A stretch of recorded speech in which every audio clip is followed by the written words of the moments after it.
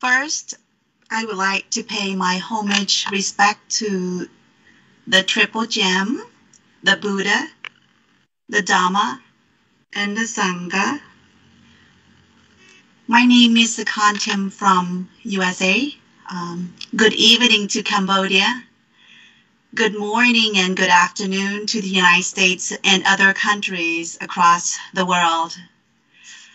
We, on behalf of Dhammika Life Organization, we would like to thank you for everyone for joining us live for our Dhamma talk discussion. Today's Dhamma discussion will be about how to best live our lives amongst this increasing pandemic, stressful conditions that affects our lives every day around the globe. If we cannot change things to be at its normal again, then how can we all improve our lifestyle to have a healthy physical and mental sanitation? So we have invited speakers from different corners of the world to express their situation and to share tips for the well-being of our physical and mental health. So before we get into our topic discussion, I would like to have our sister Chatsapip to introduce our speakers. Chatsapip. Thank you, Sister Sakon. First of all, I would like to pay my homage to the Triple Gem, the Buddha, the Dhamma, and the Sangha. And greeting to all Bhante Dhamma friends, ladies and gentlemen, for spending time with us tonight for our Dhamma talk on physical and mental sanitation. Looking at the new normal after the COVID-19. Of course, during this time, we all come through a very challenging time ever, with a new way of living. We used to hang out with friends, we used to travel around, we used to work at the office, but because of the COVID, it changed the way we usually living. So today's discussion try to dive it around the new normal, and we have a very great speaker tonight joining with us. And without further ado, I would like to introduce our Dhamma speaker for our show tonight. And first of all, we would like to welcome our special guest as well, because we have Bhante, who just joined us for the first time. So I would like to pay my respect to Bhante Gangodawila Chandima. Bhante is a Buddhist monk residing in Ottawa, Canada right now. Bhante is the senior advisor to the Padisutta and a research scholar at Ronin Institute, New Jersey, USA. Bhante earned a PhD in Sanskrit from the University of Sri Jawadinapura in Sri Lanka. I'm sorry if I pronounce it incorrectly, but very great honor to have you join with us tonight. Bhante Chandima is also the author of many books, including the latest publication called 8 Buddhist Tips to Overcome COVID-19 Fear. So we can't wait to hear your insight of those tips as well for tonight's discussion, Bhante. So thank you so much. We have other Dhamma speaker as well, Bhante Kasapat Ponkamra. Thank you a lot. You have been our star for the Dhamma talk. I believe our audience know Bhante a lot, but let me recall that Bhante is the executive director of the International Cambodian Buddhist Center, Sri Lanka. Bhante is also the meditation trainer. Currently, Bhante is staying at the Vipassana Buddhist Center based in Udon of Cambodia. We have also our founder tonight join us as the speaker as well, Bhante Sokhivi. Very pleased to have you join us. Bhante Sokhivi is the founder of the Dhammika Life Foundation. The foundation is a non-for-profit organization aiming at promoting the Buddha teachings. Bhante is leading and teaching Buddhism in English courses to her Dhamma friend, including I myself as his student, to better understand not only the English terminology but also the Buddha teaching.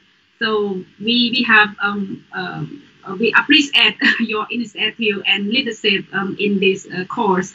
Bhante led his publication, as some of you may know. He published the Dhamma terminology here. It has been a very good reference to many of us in guided of the Buddhism in English term. Currently, Bhante is residing at Potiram Pagoda, based in Seattle, United States. So welcome, Bhante. We have our last speaker, a very great honor as well to welcome Sister Jenny Chin. Thank you for joining us.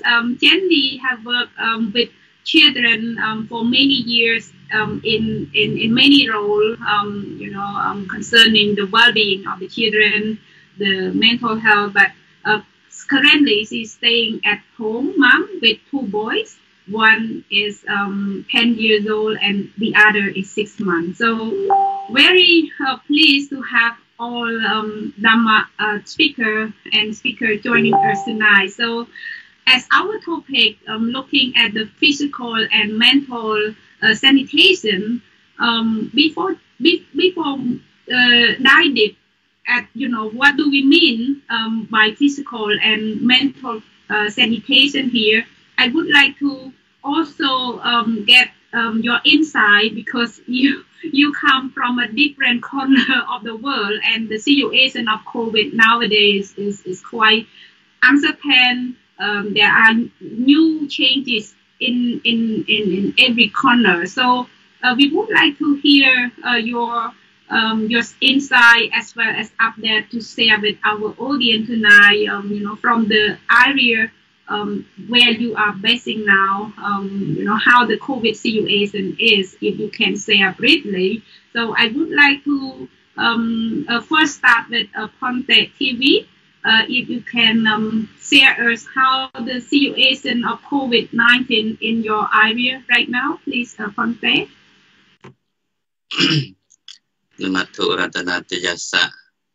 My homage to the 3 refugees, and may I pay respect to most Honorable Dr. Chandima from Ottawa, Canada.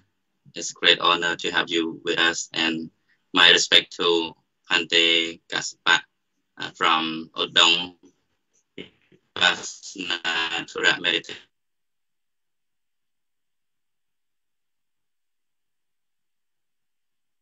I think there's a problem with the sound. Can you still hear Bhante?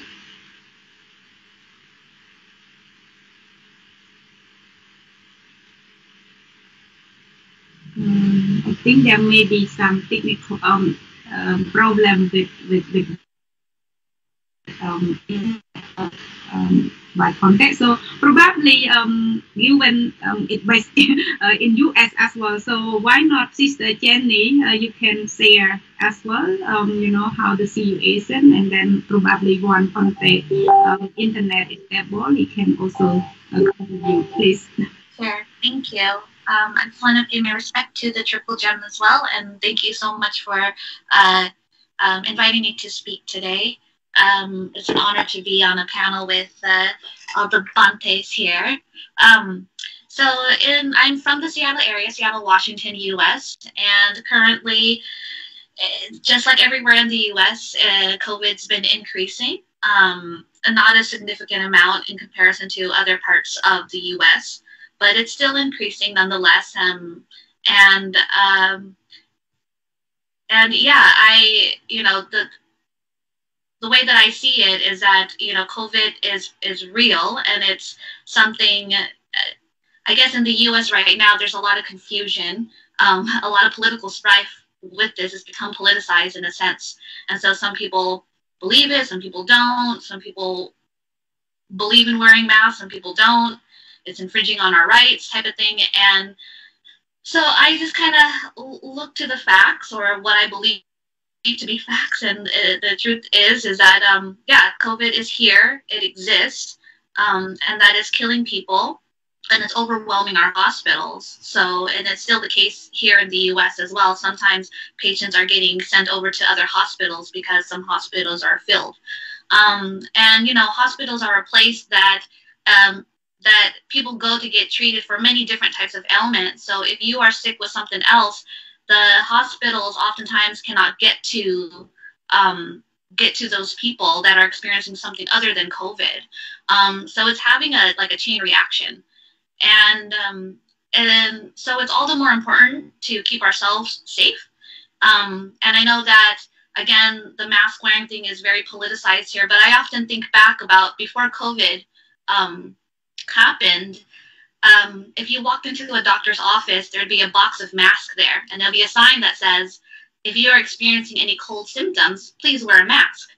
And the reason why it's there is so that you don't spread any virus that you may be having inside of you, is so that you don't spread it to other folks in the office, right? And then for children, if a child goes to school and they have a 100-degree fever, they get sent back home. They are being asked to quarantine themselves for at least 24 hours before they can come back. And so this is typical protocol. This is very typical for us to be doing even before COVID-19 hit, to to wear a mask to protect ourselves and protect others, and to quarantine ourselves to protect ourselves and others. And so, and of course, washing hands, working with young children. Boy, do we get sick very, very often. And so hand washing is also pretty much second nature to us when we were working with children. And, we just have to be hyper vigilant, because COVID is a relatively new virus that scientists are still learning about. They're still discovering. They're still trying to figure out how best to deal with the situation. And all we can do as ordinary citizens is be patient with the professionals out there, and do what we can to protect ourselves, which is doing what we did before COVID, which is wear a mask, hand washing often, and isolating ourselves. And I think that's what's hard on everyone. But if we can keep in mind that, that we live in modern times in a globalized society where, humans are traveling at a faster rate. We're contacting each other faster than many, many decades ago. And so we do have to be hyper vigilant. And, sometimes when I do get overwhelmed with not being able to see family and things like that, I just remind myself, in a sense, I'm protecting them. I'm showing love and compassion by helping them not get sick. And I do this with my family, and I do that with my community. So yeah, the situation is here in the U.S. is still increasing. Vaccinations are getting rolled out, but it's going to be rolled out in stages. Doctors and frontline workers, health workers are going to get it first, and so forth and so forth. And it looks like in about June, July, more vaccinations will be available for the majority of citizens here. So thank you so much, sister, and we hope by then we can make the situation better. But probably, still as you said, we still have to be cautious as always. Bhante, so TV is back. So I'm not sure if you have anything to add, given that you are residing in the same area, but probably sharing the update. Specifically, how the situation at the pagoda, is it still, Dhamma people coming in, or how crowded it is, or it less people than usual. Please share the update with us. Yeah, thank you so much. My PC was shut down. Yeah, without a reason. Maybe there's a virus affecting when we talk about the virus topic. So yeah, thank you so much, Jenny, for sharing your information concerning with the situation of COVID. And as a matter of fact, it's been increasing dramatically, in the world, not just in the USA, but probably USA might be number one for the time being. When I do a research at the WHO page website, it says globally, the situation of COVID-19, there are around 73 million confirmed cases of people with the COVID-19 and resulting with deaths of 1.5 million. Yeah, that is the death rate. And for the US, specifically, I researched yesterday, and it says that there are around 16 million confirmed cases. And and the death is about, I'm not sure about the death. Yeah, so this is just for the state of Washington, and it was reported yesterday, December 17. There were confirmed cases of 217,000, and there were 3,117 deaths by yesterday. But on average scale for the USA, there are around 931 people per day have died from COVID-19. That is the data for the whole of USA, comparing to 8,000 people die per day of every causes in the United States. So yeah, I mean, that's quite a huge number. It's like 10% of 100. So this is just a brief update of what is happening right now in the USA, and people also are getting scared and fear, and especially we have been practicing social distances, like in a temple. There were no any ceremonies. We cannot hold any ceremony at all. We have to respect the rules and regulations set by the states, and follow the ways of living so that we all can stay safe. So there are a lot of limits, to what we can do during this time. Especially we have to cancel all the ceremonies except funerals. Except funerals, we still accept the funeral, but we conduct it, instead of going physically, we conduct it through online chanting. Most specifically, we use Zoom and the what we call the face chat one. So that's how we stay connected with the people around the temple, around the state, because that is inevitable, and it happens every season, every day of people. So what we can help people during this time is just to provide them the funeral service as a practice and guidance. We need to do it, so we can do it on Zoom instead of going physically. So that is just very much I can prescribe concerning with the issue of COVID-19. Thank you. Thank you, Bhante, for your sharing, and probably thanks to technology that it still allow us to do certain kind of ceremony, like you mentioned, as well as today we could connect with each other because of the technology. So moving from USA, I would like to travel to Canada. So with Bhante, Chandima, can you share us how the situation in your area, please, concerning the COVID situation? Thank you to Bhante's and fellow speakers, especially to moderators as well. Okay, first, I want to say thank to Bhante, Maniputto, for extending me an invitation to be a part of this valuable discussion. I think it's uh, physical sanitation and mental sanitation, and I saw it in brackets. It's like a new normal after COVID-19. Second, um, I want to say that my heart goes to all the people, families, everybody who's affected by this pandemic. And as Bhante Maniputto brought up that many people have died, some are in intensive cares, and some are taking extreme care. There may be some people who might not take enough precautions to keep them safe. So we are trying to, I guess, to send a message to everyone that this is what we understand, this is what could be done to, make the situation better. So as the moderator said, that I'm from Ottawa area, Canada, and Ottawa is the capital city of Canada. So before I jump into the fact and figures, I would say that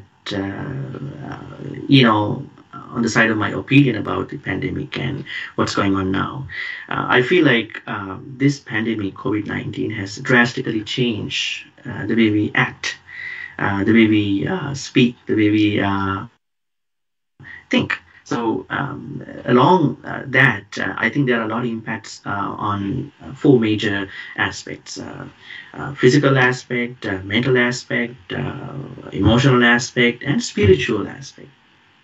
So I think we have a lot to talk about, physical and mental stuff, but I would like to sort of summarize a little bit of the physical aspect. So we know that we've been sort of confined to our places, houses, temples, and all that.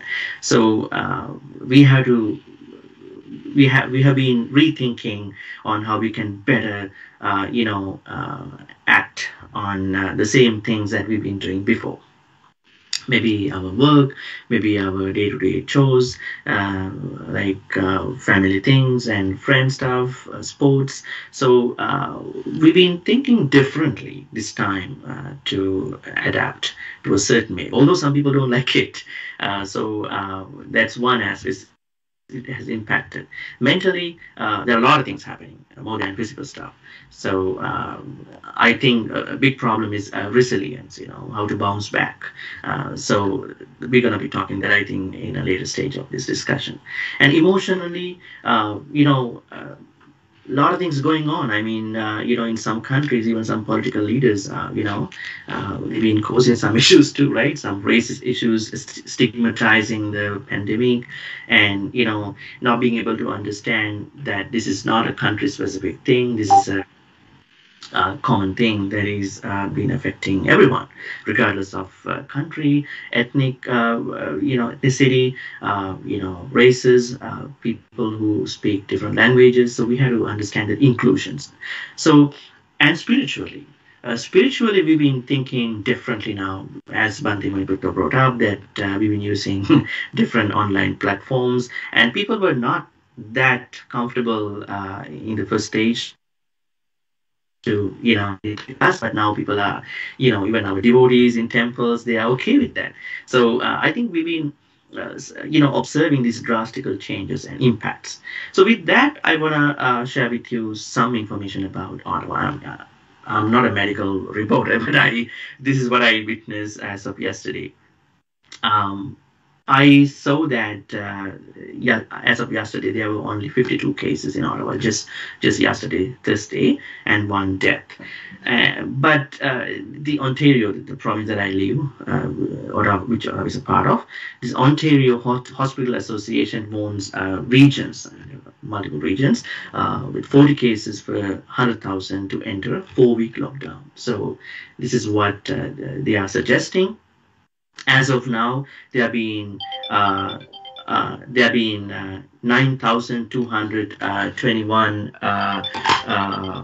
21 people who had tested positive in Ottawa, and 379 cases they are active, and 8,500 around that number of cases are already resolved, and 388 people died already. So I think with the information that I understand, things are going okay. People are trying to follow, but I don't know the holiday season is in the corner. So hopefully, the government and the city government, they will, implement some new things. But I see some positive sides of the handling of pandemic in this city. I hope that things will be okay in the next couple of months. Yeah, thank you. Thank you, Bhante. Very hopeful to hear from you. So soon we will discuss, regarding how to strengthen our physical and mental sanitation, and your insight as you have published the recent book would be very helpful, and we're looking forward to that insight soon. But let us move from Canada now back to Cambodia. So Bhante Kasapa, do you have any insight to share with our speaker, but to our audience as well, regarding the situation in Cambodia?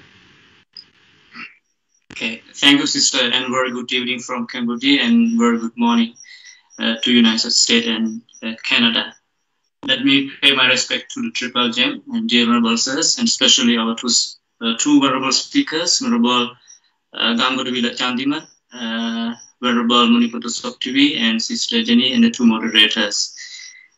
I don't have much, information to be reported, and to be honest, you can Google from the Cambodian government. But from my side, around the temple area, there was one case confirmed, not reported, but was not confirmed, and the patient was brought to the quarantine area. And I think everything is fine in Cambodia because it's a very small country, and I think totally fine, because to be honest, government is doing a great job, because it has the power to control the people, not to move around as the people want.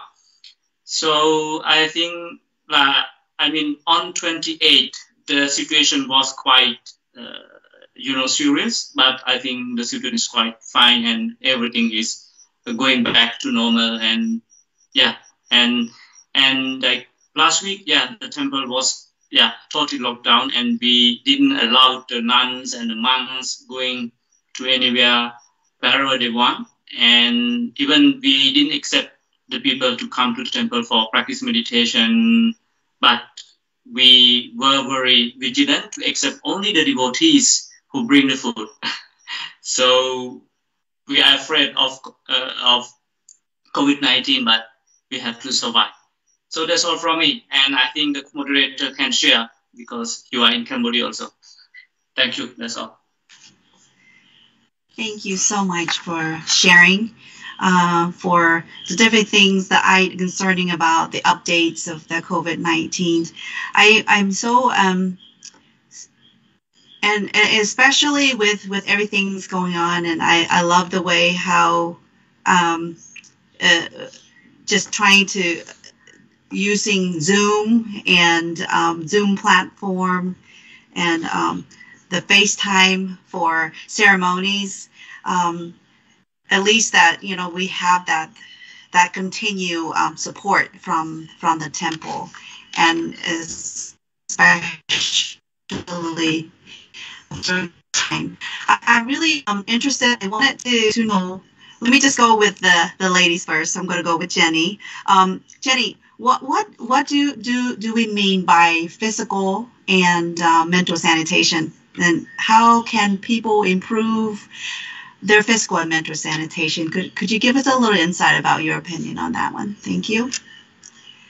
Yeah. So for me, I think mental and physical sanitation is almost like I think in the U.S. the term is called detoxing. It's just kind of like purging negative feelings, thoughts, emotions out, and replacing it with positive thoughts, feelings, and emotions. And you know, it takes great effort. I learned a few years back that oftentimes not often, it is, our thoughts, emotions, and feelings are habits of the mind.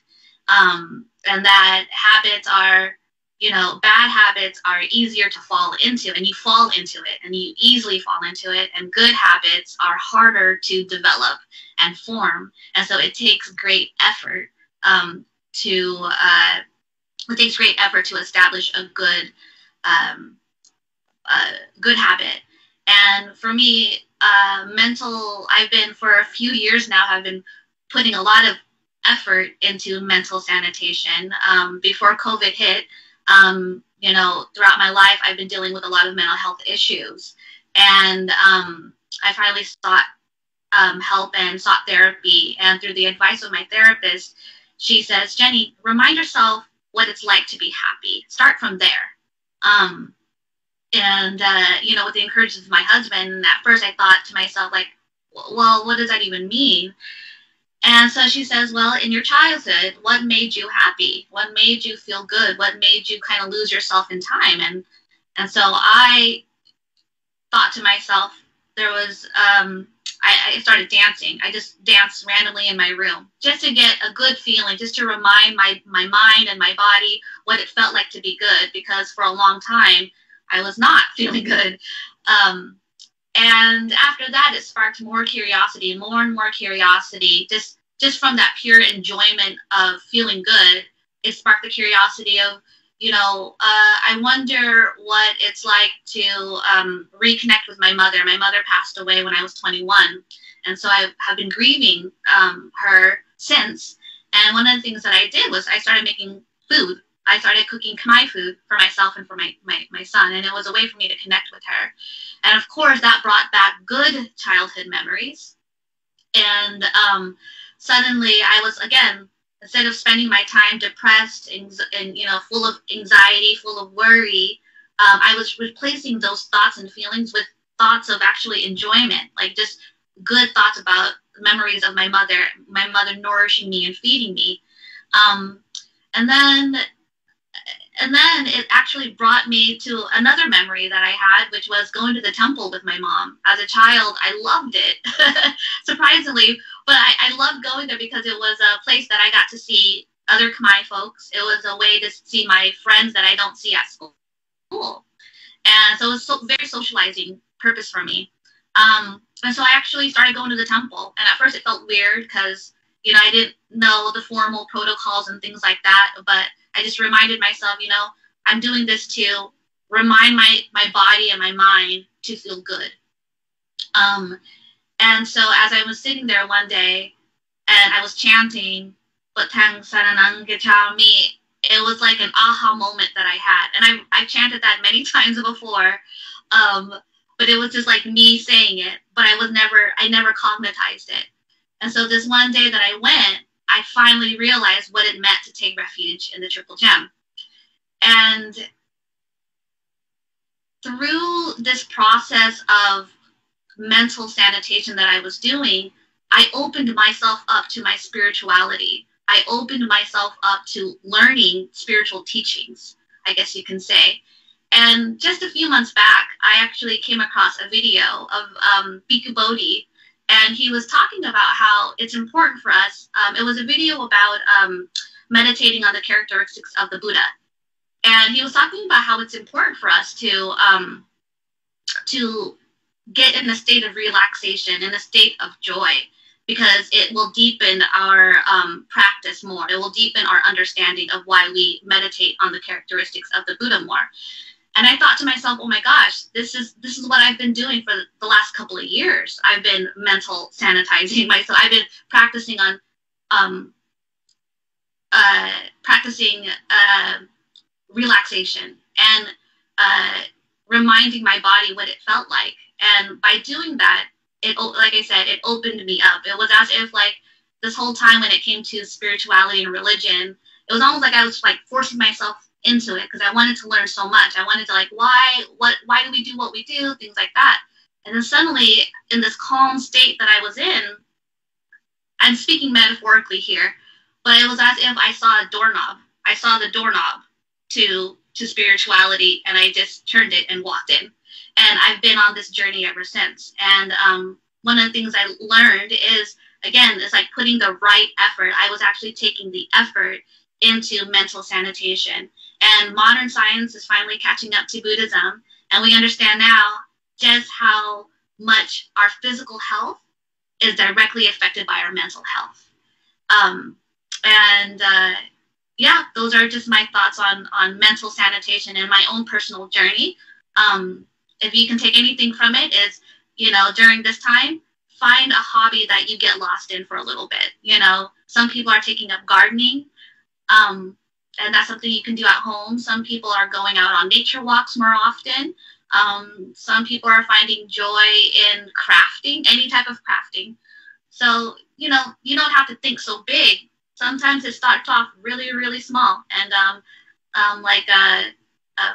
Mahagasananda says, it's a step-by-step process. So, yeah. I like that. Day talking. Remind yourself and to keep yourself emotionally and physically sanitary. Thank you for sharing, Jenny. I'm going to move on to, I'm so excited. I want to ask Bhante, Chandima, Canada. And, let's see, so what do you mean by physical and mental sanitations? How can people improve their physical and mental sanitation? Thank you. I think in order we need to talk about physical and mental sanitation, we need to give some, some thoughts, some ideas to people who are watching here. So, I mean, these are pretty similar to what we hear always on the news, on the internet. So we know that they've been telling always, do not touch your face, right? I mean, it's a pretty good thing because, you know, before the pandemic, we know that if you have some acne issue, pimple issue, don't touch your face. But now it has come to a sort of extent that don't touch your face because you are bringing virus, germs around your face. So it's pretty good. So maybe we had to work on that. Try to minimize touching your face. Probably not at all. What about coughing thing? Maybe there are people who might catch cough, seasonal cough. So earlier what we did was we were kind of, coughing into our hands, right? Sneezing into our hands. But nowadays they are saying that you're going to cover your mouth and nose, your elbow or tissue when coughing and sneezing because you are minimizing, the spreading of germs into other people. Although we are not traveling that much, but let's say if we go for doing some grocery, if you're going out for something essential, we got to be careful in containing that. And one of the very difficult things that people are having is to keeping the distance. This 1 meter, else I would say 3 feet distance. So, it's something that we can really improve because if you can keep your distance when you talk, when you do grocery, when you do everything, I hope that people can really sanitize, especially oneself and the other people. And the most important thing, washing your hands. Now, this was in our hygiene before, right? We always say wash your hands, but nowadays it has come in 2 ways: washing our hands with soap and water, washing our hands with a liquid which contains at least more than 60% of alcohol. I think this is really good because I understand that virus can most probably, go into you through your hands. So if you can sanitize your hand, I would say wash your hand. I'm saying this one, washing your hand every month. Washing your hands as required, at least 20-30 seconds with soap if you want to use soap and water. But if you use kind of alcohol, kind of a gel or something, you're gonna use that for the same time, 20-30 seconds, until your hands feel dry. So kind of like, making sure that you are when you are safe, then you are protecting other people too, right? So that's on my tips about the physical sanitation. I think you asked only some thoughts about physical sanitation, right? Not about the mental sanitation. Am I right?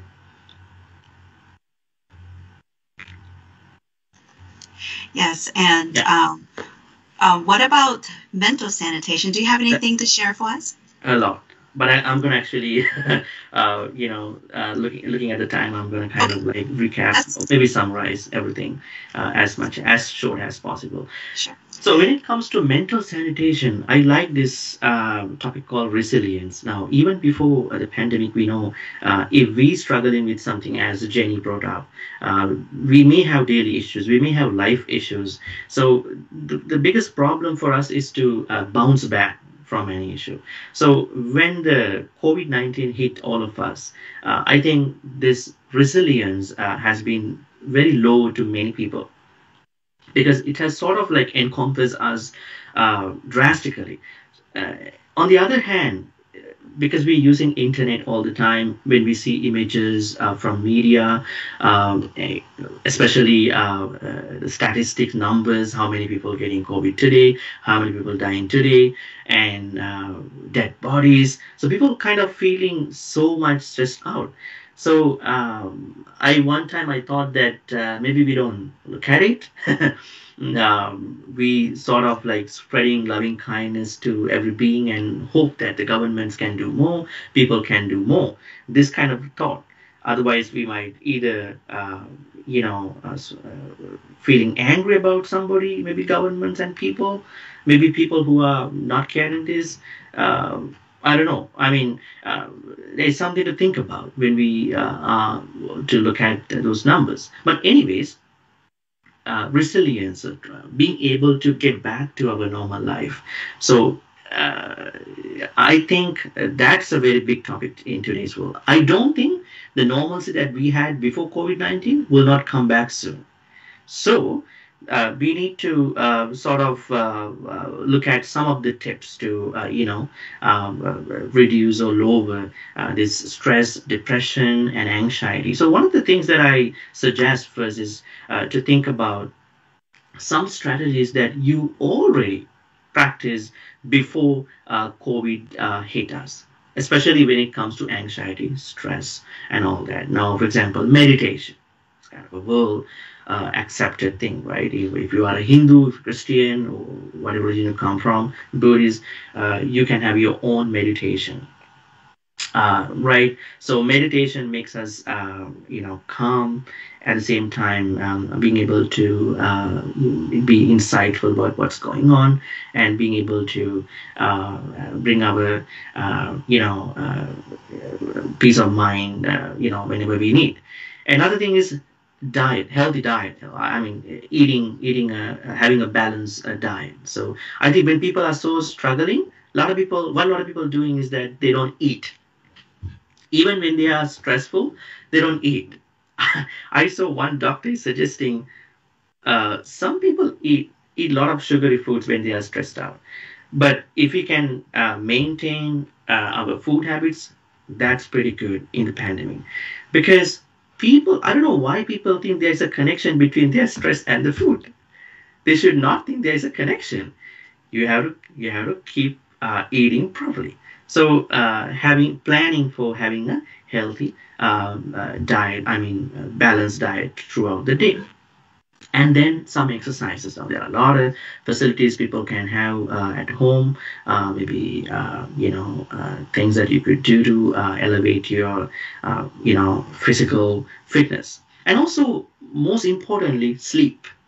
Lack of sleep when you are struggling, anxious. Some people can't sleep, but it's a big problem. So try to have a good sleep, at least 7 8 hours at the very least. So that's my first tip to share with you guys. That means think of strategies you already know. There are new strategies for you, but maybe you can sort of accelerate the amount of those strategies. Number two is that stressful events can happen anytime. This is COVID-19. There may be more in the future.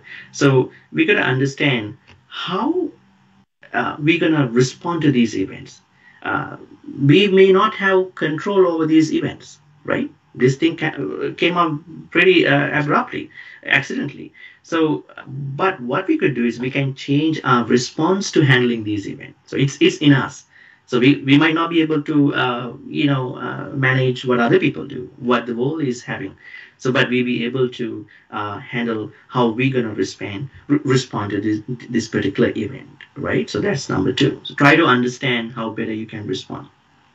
Also, we can always, get in touch with our friends, families over internet, video calls, right?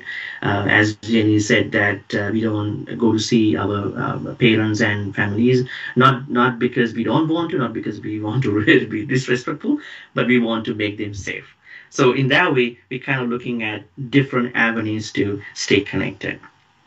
But at the same time, I know when people are stuck at home, the divorce rate has been increasing in Canada. I saw that people are trying to hold their anger towards something, but now they are sort of like bursting in some cases, because you never expected to spend a lot of time with people that you know, but now you have to. So you have to be very careful when you talk, when you communicate, when you respond to your partners, loved ones, children, because you always see them all the time, right? So staying connected with your family and friends inside home, outside, but with a lot of wisdom. And also, most importantly, try to make a new routine.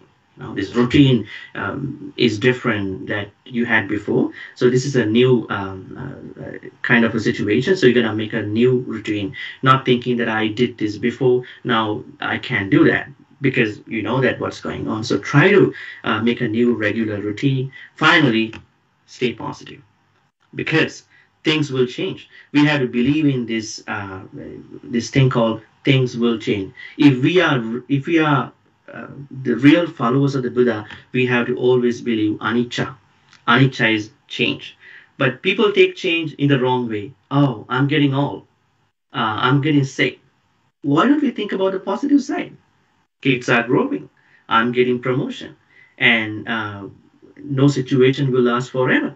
So we got to think about the positive side of anicca, one of the 3 fundamental characteristic of every phenomenon in order for us to go to vipassana and finally attain nibbana. So positive thinking, stay positive.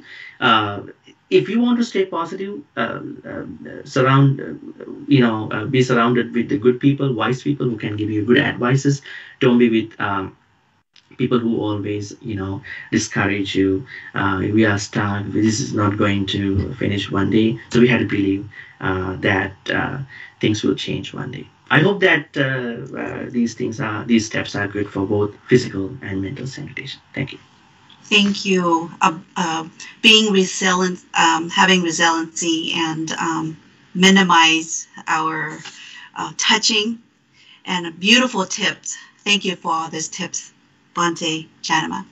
And so my next, I want to go to Bhante Maniputto. What do you mean by physical and mental sanitation? How can people improve their physical and mental sanitation? Okay, I'm just gonna make it brief because Venerable Chandima has covered almost everything I wanted to say. So just a few words. We want to live clean. We want our house to be clean, our physical body to be clean and beautiful. Everything around us, we need a clean and tidy place to live, actually. So in the same apply goes with the mind, mental sanitation. So it's a term to refer to somewhat similar to the physical sanitation. As long as we stay clean, we will be healthy. So the mind also needs a healthy environment. For the physical sanitation, nowadays we use a hand sanitizer. So I would say we need a mind sanitizer as well. And that will come with kindness, compassion, mindfulness, alertness, wisdom, and most importantly, calmness. Stay calm during this outbreak. If you are not calming yourself enough, you can, get so anxious about things because you expect something to be, the way you want it, but it doesn't happen the way you want it, and that is how anxiety takes place and fear rises. So that's just my short tips. Thank you. Very, very nice short tip. I like it. Mind sanitizer. That's beautiful. Keeping and being kind and compassionate, and what is it? House. Keep it tidy. I want to go over to Bhante Gasapat. What do you mean by physical and mental sanitation? How can people improve their physical and mental sanitation? Could you give us a little insight on that one, please? Thank you, sister. And I don't want to repeat other speakers elaborated about physical sanitation and mental sanitation. But let me say this: we only talk about physical and mental sanitation. Like, to be honest, we are too selfish sometimes. We never talk about the earth sanitation. We never care about the environment. We never worry about the water. We never worry about the food we eat. So we're only talking about the physical. When it comes to COVID-19, I mean, the combat process, we are talking only about the physical and mental sanitation, but we never talk about the earth sanitation. So this ideology must go to every political leaders in the world, that they have to take this thing into consideration. So to be honest, the earth is sick. It's really, really sick. So it needs time to recover. When you are sick, what do? You need a physical sanitation and mental sanitation. You need to have a good food. You need to have, a good sleep, and doctors come to treat you, and you meditate. And as other speakers say, that you try to connect with someone, like to heal yourself, and using different tips for mental resilience, imperturbability, and like mental reconciliation. So all stuff you have.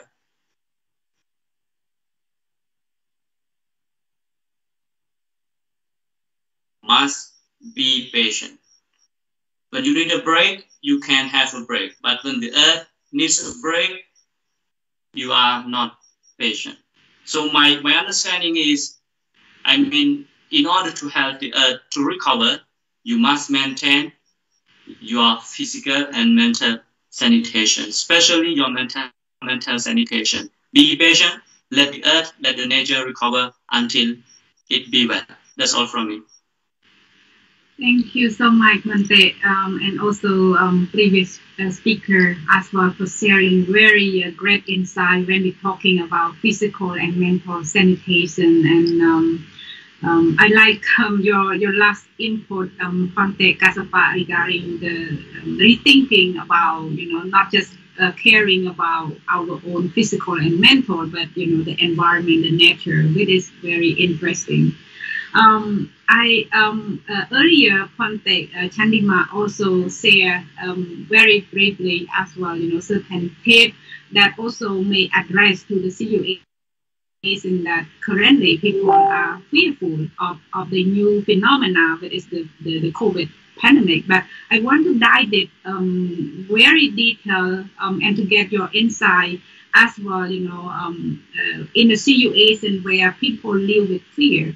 And because of that fear, it has led to a misconception that resulting to hatred or discrimination. We have witnessed, and you made your point earlier during the first opening remark as well, regarding the situation where people become hated as well. So can you share us a bit more, how can we address this matter, of the anxiety or the fear phenomena that lead to misconception and that result into hate and discrimination? Please, Bhante. I would like to refer to Bhante Chandima.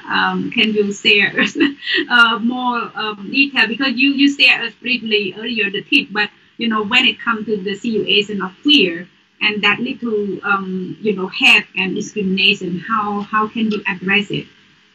Okay, thank you. It's a good question. I think this is tied in with discrimination at the end. Um, how would I say, some racial attacks, because fear in terms of whether I will get the disease, or fear that a certain community of people will be attacked at the end. So we know that we all like to live. Nobody wants to die. So we all do necessary things. That's what we do in this awareness thing. So I hope that people will understand better. But when it comes to things about fear, I know that this COVID-19 pandemic has has sort of brought up a surge in stigma and racist discourse, especially vilifying communities and spreading wild stereotypes and assigning blame to some communities. And we know that in the early stage, people were trying to find out, trying to see that this came from here, this came from there, this came from here, this is the bad practice they did. So some people are trying to, you know, what would be the best word? Scapegoat this. Uh, and then those communities were kind of like fear mongered. So that's why I'm thinking that uh, the governments doing enough to tackle this situation? I know the World Health Organization, UNICEF, and all these international, human rights groups, they are trying so much. But has the message gone to the ordinary folks? So that's the main thing. So I think that in order to combat this, wrong perception among the normal folks, we have to talk about, inclusion. In Canada, we always talk about inclusion. Inclusion means that the practice of policy of providing equal access to opportunities and resources for people who might otherwise be excluded or marginalized. Especially, attacks are not happening to the majority. Attacks are happening to marginalized groups. I would say people from countries who do not show, a big group of the country's population. So what we had to do is we had to understand that this disease is not something that we have to blame on somebody, because anybody can get it, right? So we need to understand that maltreatment or discrimination on a certain kind of group of people based on the origin of disease or whatever, those kind of thoughts is not good. It really harms our unity. So we all need to play a role in here, rather stigmatizing and then doing some attacks. So recently, I know there was a monk attacking Sri Lankan monk who was who was jogging in the UK. He was attacked by a group of people, thinking that he was different. Maybe he might be somebody who is bringing this everywhere on the road. So the thing is that we need to understand that. There's no this specific origin of the disease. Now I don't see that there is a confirmed place of disease exactly. This is where it came from. They are still studying. So we need to understand that we have to combat this thing together. Not trying to think that one specific group is behind this thing, and then trying to do racist and xenophobic attacks. So what we could do in our normal society, in our normal life, you have to speak up when you see discrimination by those racist people. But be careful. There may be people who might be armed, who might be with different things. Keeping that in mind, but we need to speak up. Otherwise, who's going to, take care of them? I mean, if you don't take care of our fellow people, but speak up whenever you think it's safe, when others are treated poorly.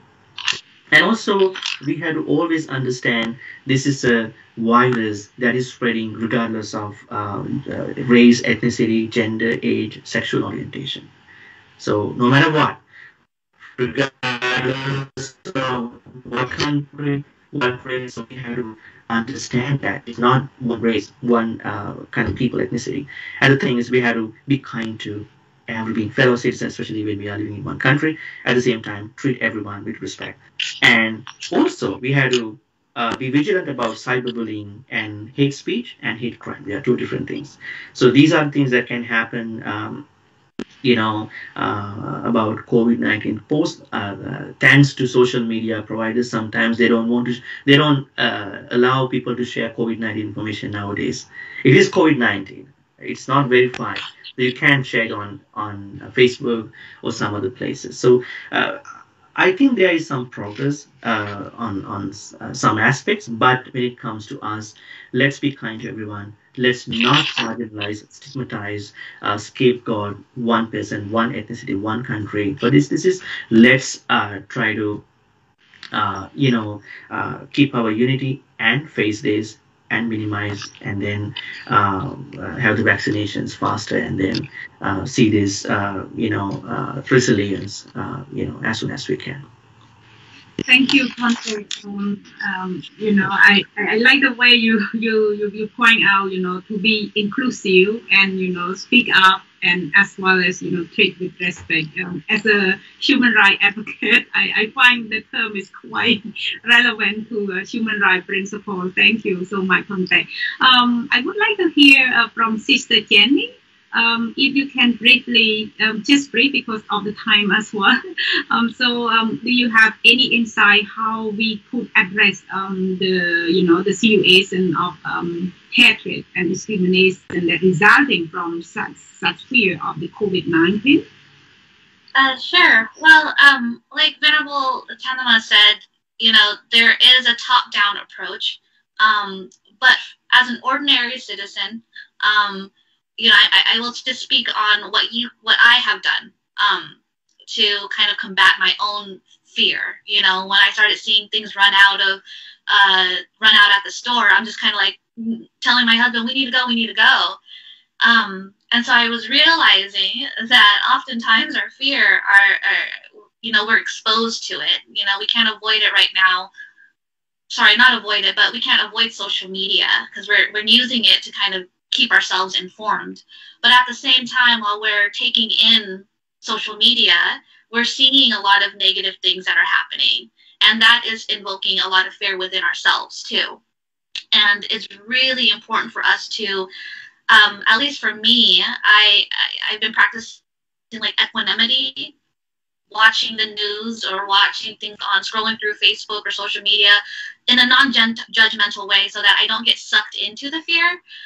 Because once I start feeling it bubble inside of me, then I kind of live, I'm kind of paranoid, right? And that fear, that paranoia is at the surface, and I can easily be triggered, and, be quick with my words and be quick. And so I'm at a point in my spiritual practice and development that I know for myself that, if I was confronted with a harmful act towards me, that I would react in the same manner. And right now I'm practicing it. I know that, like Venerable Chandima said, you have to be careful how you react because you don't know if that person has a gun or a weapon or whatever. So right now, my best action is to to stay silent at the moment. And again, right time and right place to combat fear and to speak up. But sometimes in the heat of the moment, that might not be appropriate. So it's best to be able to kind of avoid it as much as possible, or avoid that anger as much as possible, because you're just going to possibly add more fuel to the fire if you're not trained enough yourself. And so, yeah, I remember a monk telling me, like, just be careful of getting sucked into other people's bad deeds too, because if they're in fear and they're reacting in fear, it's very easy to get sucked into that. So it's important to develop a way, like a protection. And, I'm not a monk. I'm very new to meditation, and so I'm still working on it and things like that. But as far as fear goes, watching TV sometimes stresses me out, watching the news and hearing about all of the people, treating each other horribly and badly. it does affect me. And so sometimes I just got to turn it off, and that's okay too. You know, take some time. Don't let it bubble up. And yeah, and again, like I was mentioning earlier, sometimes you got to replace the bad with a good, and you got to. Sometimes it's a personal thing, so you got to find that for yourself. But you know, yeah. So the thing, you know, one of the things that I practice is make that meditation too. You know, just understanding that everyone wants to survive, everybody strives to be happy, and nobody wants to suffer. So that helps me cope with anybody who's acting in a way that is harmful to others. Yeah. Okay, that is great. After our show, we will do the Metta Bhavana together. So let us join together afterward. But let us move to Bhante Kasapa. We would like to hear your insight as well to the situation that you know, of hate and discrimination. But I also wonder, you know, like in this time of pandemic, there's a lot of stress. The stress resulting from, you know, the physical distance, the situation that we could not travel as we used to travel. Or for students, you know, they have to study at home rather than going to school, or some places people have to work from home as well. And that situation put us in a very stressful moment. So can you share us how people can handle emotionally through this kind of pandemic? Please, Bhante. Okay. Thank you, sister, for the question. But let me say this, you know, the COVID-19 doesn't make you stressful, and to be honest, COVID-19 doesn't kill people. In reality, we make ourselves stressful, and in reality, we kill ourselves. You know why? Because, I mean, we never have been much concerned about the destruction of the respiratory system of the earth, the lung. There are so much deforestation. And so this is what happened to the world, that, you know, when it comes to COVID-19, it's about respiratory system is infected. So what I want to say is, I want to let you know that human being must be very careful, must understand this is the natural process. So when we understand that this is the natural process, that it takes time, it takes patience to back to normal. So when we are in such situation, what we have to practice is, one thing is patience, and second thing, you have to develop more right understandings. So when it comes to right understanding, first step is you have to understand that I mean, the COVID-19 has its own direction. It will flow as the way it is, not as the way you want. So this is the way you have to change your mentality, your entire interpretation system, that when something happens, you cannot wish it to be different. You have to accept it as the way it is. So that is why you have to learn the natural process. And in Buddhism, as Honorable Chandima mentioned, that it's about accepting the reality that everything is changing. So, and when it comes to the process of changing, it can be in both ways, bad and good. So even bad situation will change, even good situation will change. So, and the COVID-19 is not the first, and it won't be the final disease arising in the world. So as human beings, we must be very patient, and we'll have more right understanding about the natural process. Then I think it would be fine for them not to feel stressful. But you said that people are stressful because of COVID-19. To be honest, I do not agree with that, because if no COVID-19, people are still stressful. You know, so it's not something wrong with the COVID-19. It's something wrong with ourselves, that we don't know how to manage our emotions. And like people keep complaining that, okay, I'm very busy, I'm hectic, I have a lot of stuff to do, schooling, like I have to take my kid to the school, I have to do the job. So, but when they are at home, they still stressful. So, and that's why in Buddhist practice, remain calm when you have nothing to do. So this is the way, it's the best opportunity for you to change the way you think, the way you react. So I think, yeah, and to be honest, there are a lot of tips in YouTube, and there are many scholars, wrote about that. But my suggestion is change your understanding about the natural process, accept the way what is going on right now. So that's all from me. Thank you so much, Bhante. And let us hear from Bhante Sukhivi as well. If you have any insight to address this matter, please. Yeah. In the first truth, dukkha arija sajja, it is to be acknowledged. Fear, stress, suffering, dukkha is organic, right? It's natural, but it can be chemical based on the way we react, based on the way we respond to the suffering, to the stress, to the fear.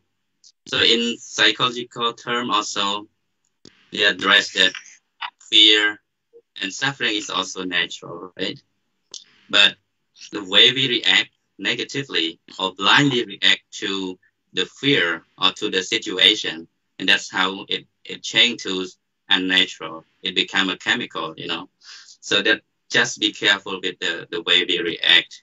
And as a matter of fact, we cannot avoid that because we are ordinary people. Patujana, we live with fear and suffering, dukkha, each and every moment of our life. So we have to acknowledge this at the very beginning. We have to understand the reality that we all have to face this as long as we live as ordinary people. Even the Arahanta, the enlightenment also have to face the same thing, just like we face. But what makes them different is that the way they react to the world, right? That which is differentiate us from the Arahanta. So that's very much I want to say. Thank you. Thank you, Bhante. Given the time, I just want to give the floor to ex-speaker to leave a very final message where Bhante can probably. So probably start with Bhante Sukhivi and then continue, please. Yes, short tip. I think during this time, stay home. Yeah, stay home. But we have to do something useful by staying home to avoid your stress and anxiety. We need to do something to make ourselves happy. A lot of things. Most of the time you complain about having no time to meditate. Now you do, okay? Start meditating. Thank you. Thank you, Bhante. Sister Candy? That's a great tip, Bong. Yeah, I agree with Venerable that they be here. That finding something small that brings you joy will help alleviate any type of stress. Even if it's just 10 minutes of your day, it's okay. You can just start off small. And for some of you, it might be cooking. So some of you it might be dancing. Some of you might be meditating. I've been doing that a lot lately too. So yeah. Finding anything that makes you joy. Thank you, Sister. Bhante Kaspa, please. One sentence from you. We could not hear you, Bhante.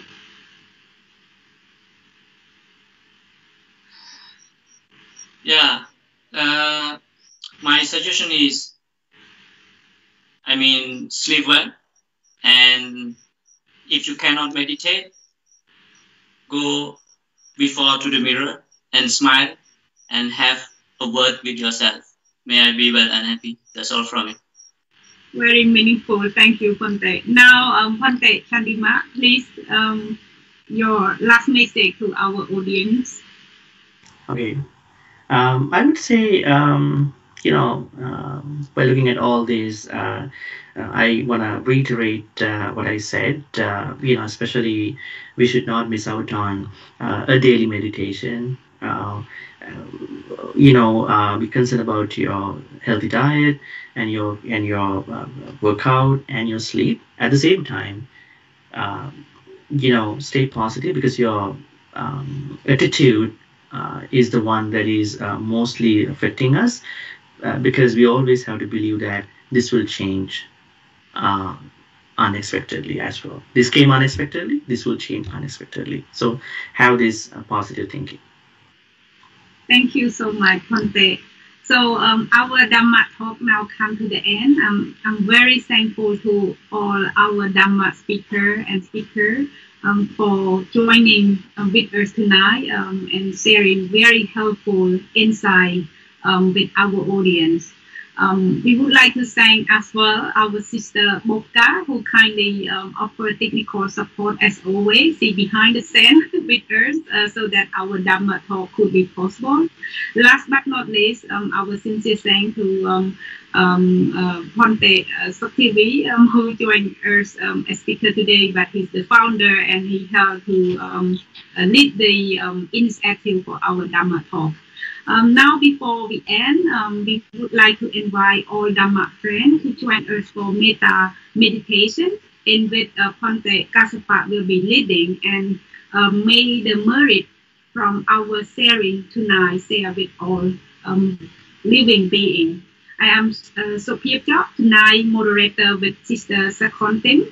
Would like to thank you and goodbye. Our Metta meditation begins.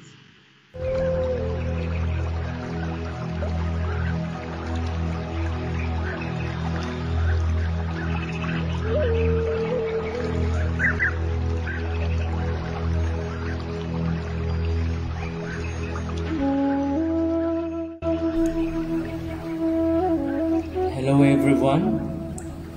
Let us practice loving friendliness meditation for oneself.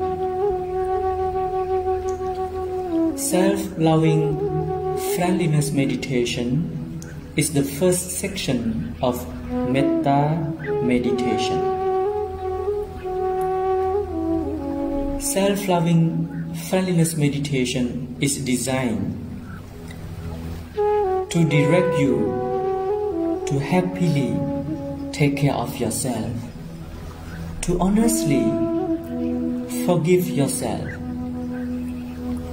to truly accept yourself without conditions.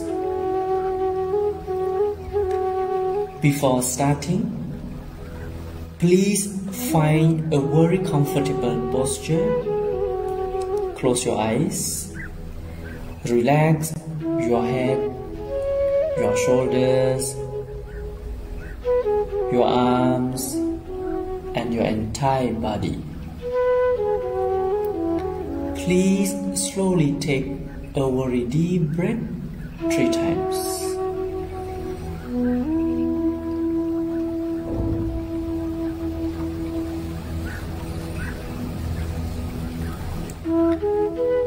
When it is done, let your breath flow as naturally as it does. Observe your breath without judgment, reactions, and criticism. Just merely observe it as the way it is, while you are listening to my Pali Metta chanting.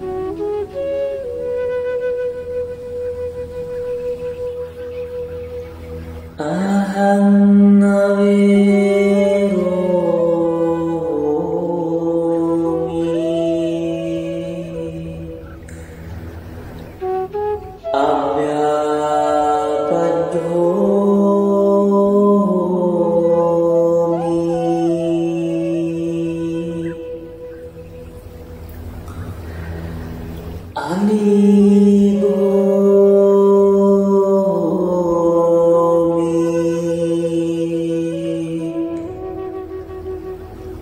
Sukhi.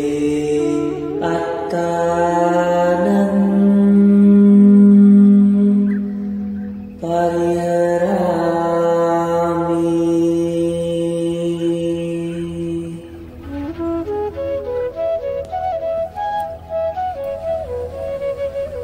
Now, please create a very tender smile on your face. Visualize your happy and smiling face. You are very happy person with smiling face. Please keep smiling with honest heart, because you are going to bless yourself. Please be aware of the phrases which I am going to recite, and let yourself honestly feel the real meanings of the phrases.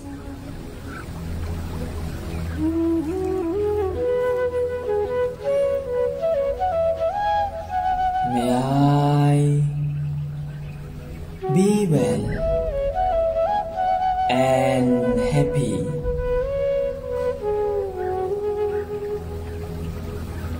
May I be free from hatred. May I be free from ill will. May I be free from anger. May I be free from physical and mental sufferings. May I take care of myself happily. May I take care of myself happily. May I take care of myself happily.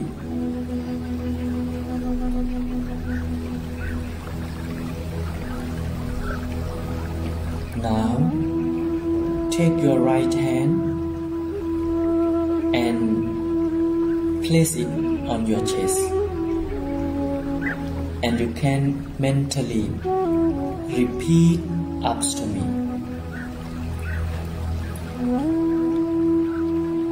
In this home, we are family. We live under the same shelter, so we must be kind to each other, be compassionate to each other, be friendly to each other, help each other, respect one another. Be happy every day. Keep smiling with honest heart. Be grateful. Be positive. Forgive even when it's really hard.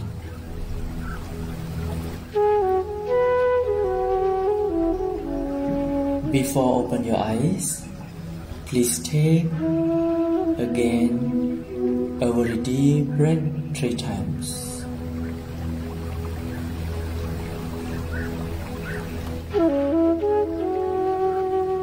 Thank you. May you be well and happy.